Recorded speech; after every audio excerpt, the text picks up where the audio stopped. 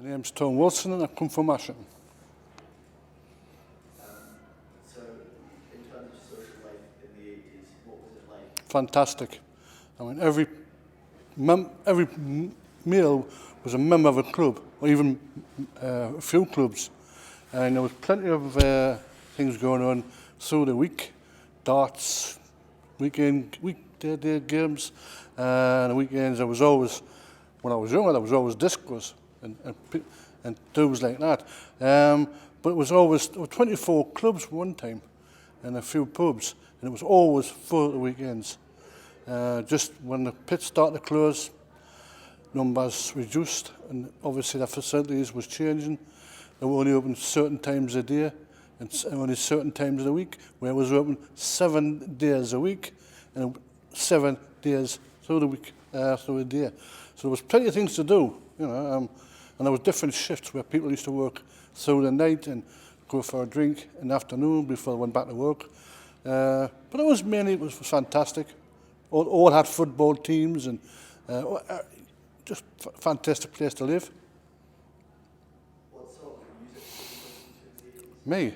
On the 80s, well, we would be heavy rock, Deep Purple, people like that, Sabbath. When I got married, the wife likes the country and western, so I was forced to listen to that. Did you see any bands play live? Oh yeah, well, the later ones was like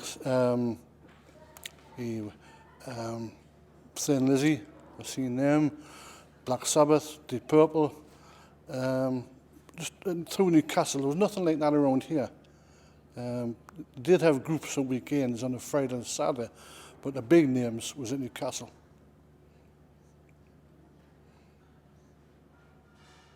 Do you remember any particular characters that you used to hang around with? Oh yeah, I mean, there was about 7 we used to knock around every week. Davy Hunt and Ray Baxter, and a couple of others. A couple of them died. One was killed in South Africa. Just all knocked around together. It was fantastic. What was the fashion like in the 80s? Fashion, bloody hell, jeans. that's what I like. Jeans, t-shirts. I wasn't a aficionado. I was just what I felt comfortable in. In the winter, I was coats. In the summer, it was always jeans and t-shirts. Did you play for any sports teams? Not at that age. Although I did play for the pit at cricket, but I was only just clarting about mainly. We were in a league one time, and but as I say, the pit started to close and people just stopped playing.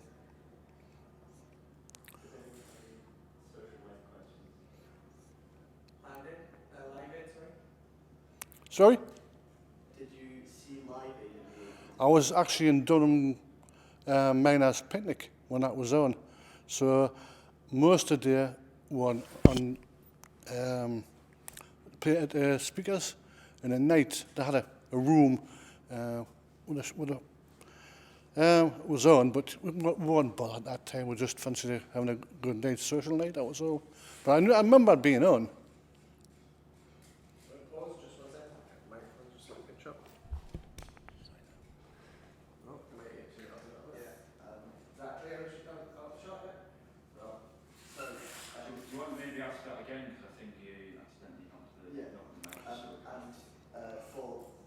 For Live Aid.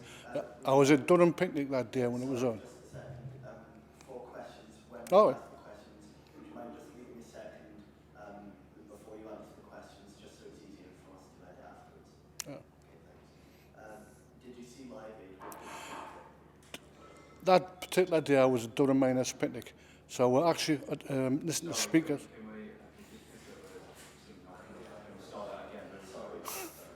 This is like real TV, isn't it?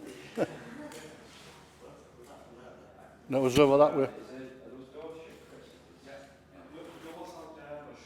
Well, mainly it was at Durham Miners Picnic was on that day, and I was listening to speakers from the political parties. So I only seen bits and pieces of it, and it was good. At night time there was what I do with Washington Welfare, and there was a room pushed aside for that. But it was mainly the women folk that wanted to see it. We would just want to have a pint. Basic, it was a hell of an achievement. It's a pity we couldn't do it anymore. What kind of films and TV shows did you watch in the 80s? Oh, I would say like the professionals, TV-wise. It's films, I'm a Western buff. I'll watch any Western. A odd war film, but mainly Westerns. What did you... Well, it wasn't good, but compared with what my dad used to work down the mines, it was brilliant compared to when he was working. Things through the union got improved. There was different laws made in which they had to adhere to. Health and safety was totally changed because things were put in place that they did their best to try and not get hurt. But some people did get, you couldn't help it. It's one of them jobs. What was your job down the mine? Started off rolly wear, that's putting track down for tubs, and I went on to face work, and I was on there till when Ashington closed, and I was transferred to Elton Colliery, and they put one back by work,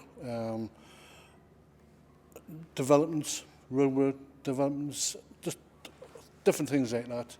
It was something different every other day. Did you enjoy your job? Oh, I loved it. You'll hear people saying, "Oh, I hate the pit." I wish I could go back, and that's, I've been finished 20 odd years. I wish I could go back to but where I was working with the lads I worked. I had great teams. Everybody supported each other, looked after each other. Fantastic. Did you suffer any injuries down the mine? You had knock, you had bump, flat foot. But mainly, no, we were lucky. Did you see any injuries? Oh, a few. Things couldn't help. Just stones falling and hitting somebody. A tube running away, caught somebody. But no, I'm going to be honest, I haven't seen anything bad. You know, some friends of mine were killed in Ashington, but I didn't see it. What was your relationship like with the other miners? Well, the miners, brilliant. Everyone is that. I was like saying before about the social life in the clubs. We met up with lads who we worked with, had a good night, good weekend, and start again on the Monday morning again, just away again. Does anyone have any questions about the mines or we want to straight? No? Okay, cool. Did you agree with the miners' strike? Totally. If it was still going now, I would be on the picket line now. It was totally what was said. I believed my leadership. We knew by ourselves what was happening in the pits. Things was happening that shouldn't have been happening. Example, there was a development. It was stopped by the senior management at Team Valley. And our manager had started it, didn't tell them. And when the director came from the Seaton Valley, he stopped it. And that put the pit back years. If I'd been kept on going, been brilliant. We still stand there yet, going.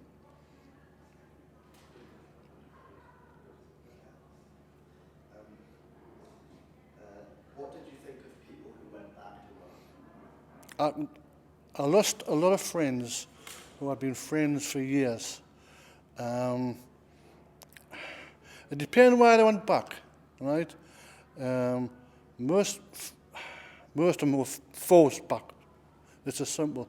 I don't know if you know that, but my stepfather-in-law was told if he didn't get back to work, he would lose his pit pension.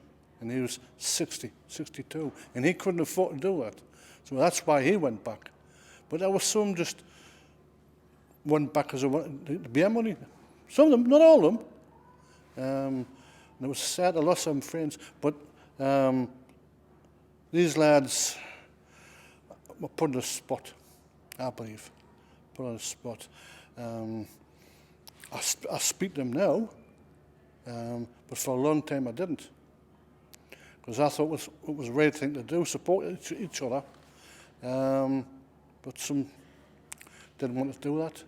We'd rather just stay in the house watching telly. How do you think the strike affected the community? Well, you know, you've just seen the town yourself.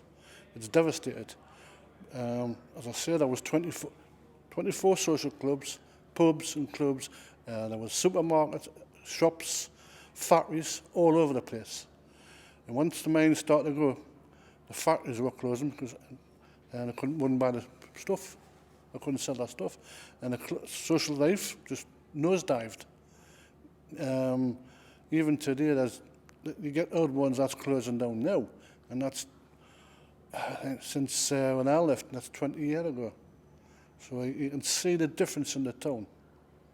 I mean, Saturday morning, Saturday afternoon on the main street of Ashington, you couldn't get along. People in the shops and whatever. You know, there's nobody up shopping now. What were your opinions on manufacturing? I spoke to somebody before about that.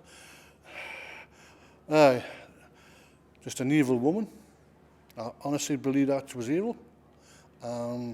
Because if you think of it, what she did everything in her power to beat her. They first went in for the riots in Bristol and things like that. They taught the police how to riot charge. And we know that because people who were policers then would talk to them now and they tell you, oh, I was down in Kent learning how to stop a riot. We weren't bloody rioting. We're just standing, shouting the odds, just playing holy hell about closing pits. And she didn't like that. And I mean, you've seen Orgreave, would charge lads on sand shoes, T-shirts, on horseback. Who tell them to do that? But the one that really gets me is there was a conference held in Edinburgh with McGregor, who was the chairman of the Crow Board, and our lads. And it was agreed, McGregor agreed that the strike could finish tomorrow. But he went away and he got a phone call. And we all know where the phone call come from. Don't do it. Keep on going on. The strike's on. No, we know who did that. We all know. The public should know. I don't know if the public really realised that. But that's when he went into a room and came in with a paper bag over his head. That was McGregor. And we knew what he was doing. He was just carrying out somebody else's orders. And that was Margaret Thatcher. And they wonder why we're here there. What were your opinions on the miners' union? The Miners' Union, one of the best unions I've ever been in. They look after you. They give you good advice, support you. If there's any local disputes, if you had one yourself with the management, they would come, talk it through, and give a good, strong advice. I mean, I was a union rep myself, and I had to do that. But I was taught by the best at Ashington Quarry. So I've got nothing bad to say about the union, ever.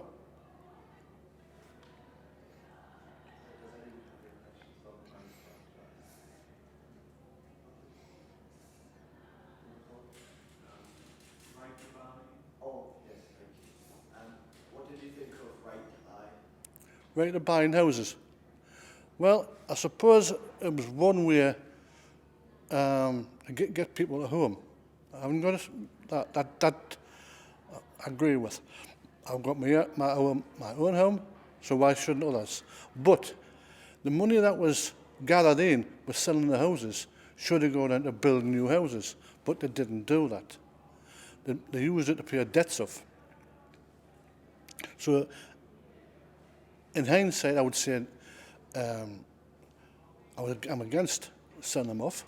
I mean, I had to buy mine because mine was sold off above my head. I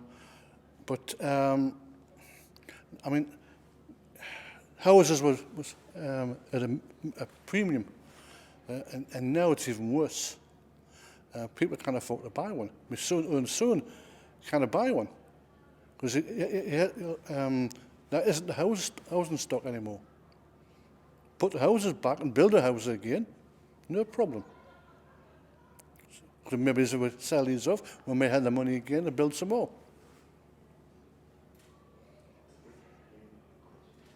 What were your experiences like on the picket line? Okay, that's good. What were your experiences like on the picket line? At first, the local police would back you. They didn't want to be on picket line duty. They wanted to be what they were doing. And local lads, that's why they brought the SPG, Special Patrol Group, in. And the leader of that, I'm not going to swear, but he was a nasty, nasty man. I'm not joking you. He was a nasty man, an inspector. During the 1972 at this colliery, when he was a constable, I believe, this old fella, an old miner, hit him in the face with a big prop, and he got a split lip. So from then it was called hair lip, and he had that grudge. I mean, he would bring in these thugs. That's all he could be told, were thugs. And when you see them coming down the street, they marched down the street. They didn't, march like soldiers, swinging their arms. And you never see that in politics, even before. My granddad was a one, and I never seen him swinging his arms like that. They were brought in to defeat them. They were trained down at as I said, them riots, and they come heavy-handed. Heavy-handed. When there was a picnic at Bedlington, where a lady crossed the street with her granddaughter in the pram, and she was arrested for walking across the Plymouth street at a miners' picnic. You've seen things on telly. It's unbelievable. I've been at Asherton Quarry. There was standing 3 deep behind me. We were on the front line, and the policies were behind me. Three deep. And one of them says, "I'm going to have chicken chasseur for my dinner tonight." I says, "I wouldn't feed that to the dog." And he kicked us in the back of the leg. And I says, if me and you were going down that street on a Saturday night, I'll be locked up for that. And you've just done what you've just done to us. Now, why did you do that? You just totally ignored us. I've seen it in Lancashire where a big, massive lad got really beaten up by the police. He had a foot imprint on his face for months. And as I was just saying there, my granddad was a police, and I was always brought up to respect the law, always. But I couldn't respect that. We're just ordinary people, T-shirts and jeans and slippers, trainers, and they come out with. And they meant to hurt with, meant. So I lost my respect for the police. But man, I met some canny fellas, new team. They weren't probably not on duty, but you still back in mind. Do you think do you trust them? Will they do anything for you or whatever? And it sounds awful, but it's in the back of your mind. Could they do this again? Just ordinary people. That's all we want. We want nothing special. We're just fighting for our jobs. And they started doing that because we're told to do it. I have no doubt about that. Just one final question. What are your thoughts on Margaret Thatcher calling the miners the enemy within? Well, if I had a gun at my hand at the time, I know I'd be locked up. I mean, if you think of it, we were told we were traitors, right? But who were the traitors of the country? Our own class. Anthony Blunt and people like that. They went to Oxford, same as she did. Were they classed as traitors and underpaid? No. They got jailed, but escaped. But I never heard anybody call them they were traitors under the bed. But I was, just fighting for my job. I had that opinion then, I would have still got it. If there was anybody evil, she was. As simple as that. She was an evil woman. I still think that, I still will be. Even the day when I kicked the bucket. Difference is, when I get cremated, I'll burn her. She cannot burn her. She's still lying there again, trying to burn her, but she'll not, because she's that rotten. And that's my opinion. And I'll probably get in trouble for saying it, but I'm not bothered. I'm old enough now to not care.